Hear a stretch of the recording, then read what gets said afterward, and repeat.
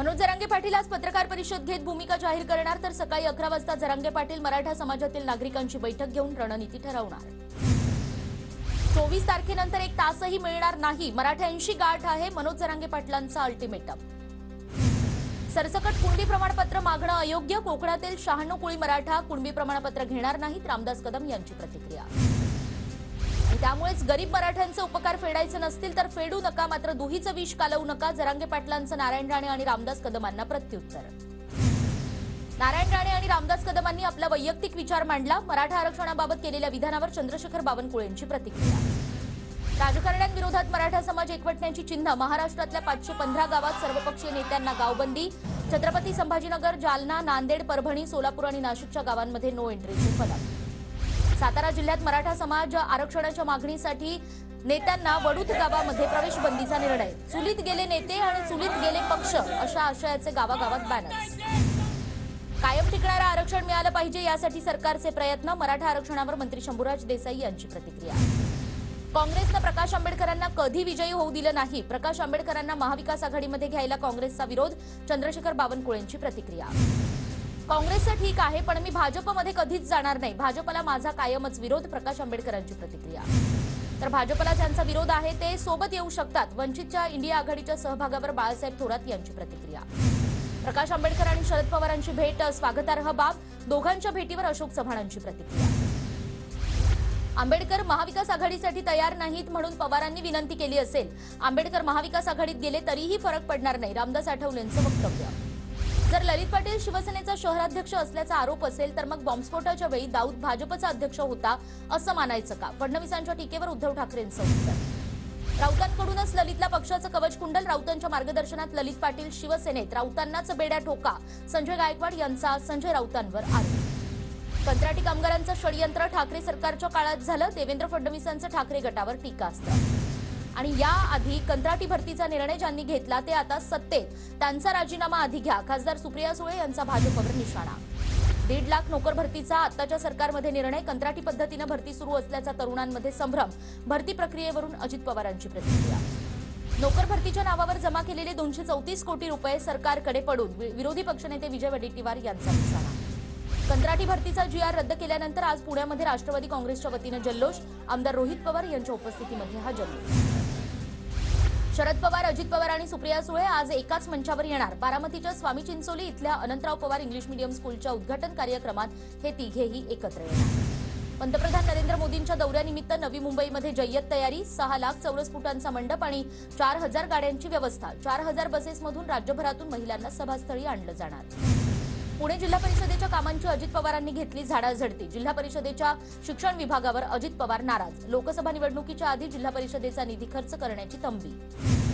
सध्या शिवसेना आणि भाजपची युती कुठे आहे, नितीन गडकरींचं विधान चर्चेत। पुणे आणि बारामती लोकसभेची जागा महायुती जिंकेल, चंद्रशेखर बावनकुळेंकडून लोकसभेच्या दोन्ही जागा जिंकण्याचा विश्वास। जनता ज्या दिवशी ठरवेल त्या दिवशी जात संपून जाईल, जो प्रामाणिकपणे काम करेल त्याच्या मागे जनता उभी पाहिजे, नितीन गडकरी यांचं वक्तव्य। दसरा मेळाव्याच्या तयारीच्या पार्श्वभूमीवर ठाकरे गटाची ऑनलाईन बैठक, राज्यभरातील जिल्हाप्रमुख आणि संपर्क प्रमुख ऑनलाईन बैठकीला उपस्थित। दसरा मेळाव्याबाबत शिंदेंच्या शिवसेनेची बैठक संपन्न, दसरा मेळाव्याबाबत प्रत्येकाची जबाबदारी ठरवण्यात आली। आझाद मैदानावरील शिंदे गटाच्या दसरा मेळाव्यामुळे रामलीला आयोजकांना रावण दहनासाठी क्रॉस मैदानात जागा, रामलीला आयोजकांकडून शिवसेनेशी कोणताही वाद नसल्याचं स्पष्ट। सत्ता आल्यावर राज्याचं प्लॅनिंग आर्किटेक्टकडे देईन, शहर विद्रुपीकरणावरून राज ठाकरेंचा सरकारवर निशाणा, तर नियोजनाचा अभाव आणि वेगात बांधकामं सुरू असल्यानं प्रदूषण वाढत असल्याचीही राज ठाकरेंची टीका। कपडे बदलतात तसे पक्ष बदलतात, रोहित पवारांचा नितेश राणेंना टोला। मनोज जरांगे पाटलांनी कोपर्डीतील हत्याकांडातील पीडित मुलीच्या कुटुंबियांची भेट घेतली, कोपर्डी प्रकरणातील आरोपींना फाशी द्यावी, जरांगे पाटलांची मागणी। शिखर बँक घोटाळा प्रकरणाची सुनावणी निर्णायक वळणावर, 10 नोव्हेंबरला होणार फैसला, अजित पवार पुन्हा एकदा अडचणीत येण्याची शक्यता। ठाकरे गटाचे आमदार रवींद्र वायकरांना मुंबई पोलिसांच्या आर्थिक गुन्हे शाखेकडून समन्स, वायकरांची उद्या चौकशी होणार। नागपूरमध्ये होणाऱ्या हिवाळी अधिवेशनाच्या कामकाजाला कात्री, 12 दिवसांऐवजी आता 10 दिवसांचं कामकाज निश्चित, 7 डिसेंबरपासून 20 डिसेंबरपर्यंत अधिवेशन चालणार। मध्य प्रदेशच्या जबलपूरमध्ये विधानसभेच्या तिकीट वाटपावरून वाद, केंद्रीय मंत्री भूपेंद्र यादव यांच्यासमोरच भाजप कार्यकर्त्यांचा गोंधळ। पुण्यामध्ये भाजप प्रदेशाध्यक्ष चंद्रशेखर बावनकुळे यांच्या समोरच कार्यकर्त्यांची घोषणाबाजी। जगदीश मुळीकांना खासदार करा, कार्यकर्त्यांकडून घोषणाबाजी। भाजप आमदार सुरेश धस यांच्या पत्नीसह तिघांवर अॅट्रॉसिटीचा गुन्हा। धस यांच्या पत्नीवर आदिवासी महिलेला धमकावल्याचा आरोप। आमदाराच्या पत्नीवर गुन्हा दाखल झाल्याने जिल्ह्यात खळबळ। काँग्रेस अध्यक्ष मल्लिकार्जुन खरगेंकडून अशोक चव्हाण यांच्यावर तेलंगणा निवडणुकीची जबाबदारी। अशोक चव्हाण काँग्रेसचे विशेष निरीक्षक असणार। ललित पाटीलचा सहकारी रेहान शेखला पुणे पोलिसांनी ठोकल्या बेड्या। रेहानला 27 ऑक्टोबरपर्यंतची पोलीस कोठडी। प्रवीण दरेकर मुख्यमंत्र्यांचं नाव घेताना अडखळले। चुकीनं सुरुवातीला देवेंद्र फडणवीस हे मुख्यमंत्री आणि त्यानंतर एकनाथ खडसे हे मुख्यमंत्री असा दरेकरांकडून उल्लेख आणि एकनाथ शिंदेंसमोरच असा उल्लेख झाल्यानं त्यानंतर पिकला हशा। दांडिया कार्यक्रमातच घडला प्रकार। नवी मुंबईच्या वाशी टोलवर मनसेच्या सीसीटीव्हीची नजर। टोल वसुलीवर नवी मुंबईच्या वॉररूम मधून नजर ठेवून मनसे कार्यकर्त्यांकडून राज ठाकरेंच्या आदेशाचं पालन। महादेव ॲप प्रकरणी ईडीकडून आरोपपत्र दाखल। 10,000 पानांचं आरोपपत्र दाखल। रायपूर इथल्या पीएमएलए न्यायालयामध्ये आरोपपत्र दाखल केल्याची सूत्रांची माहिती। मध्य आणि हार्बर मार्गावर आज मेगा ब्लॉक। कल्याण ठाणे दरम्यान रात्री 1 ते पहाटे 4 पर्यंत पायाभूत सुविधांची दुरुस्ती। रेमडेसिवीर इंजेक्शन खरेदी घोटाळा प्रकरणी मुंबई पोलिसांच्या आर्थिक गुन्हे शाखेकडून गुन्ह्याची नोंद। बीएमसीतून 10,000हून अधिक रेमडेसिवीर इंजेक्शन गायब झाल्याची किरीट सोमय्या यांची तक्रार। राज्यातील 17 लाख सरकारी आणि निमसरकारी कर्मचारी जुन्या पेन्शनच्या मागणीसाठी पुन्हा संपाच्या तयारीत। बैठकीमध्ये संपाबाबत अंतिम निर्णय। मुंबई महानगरपालिकेच्या शाळेच्या मुख्याध्यापकांना नोटीस। 85% कमी निकाल लागलेल्या शाळांच्या मुख्याध्यापकांना अशी नोटीस। बोरीवली ठाणे दुहेरी बोगद्याच्या कामासाठी टीबीएम यंत्राची भारतामध्ये लवकरच निर्मिती होणार।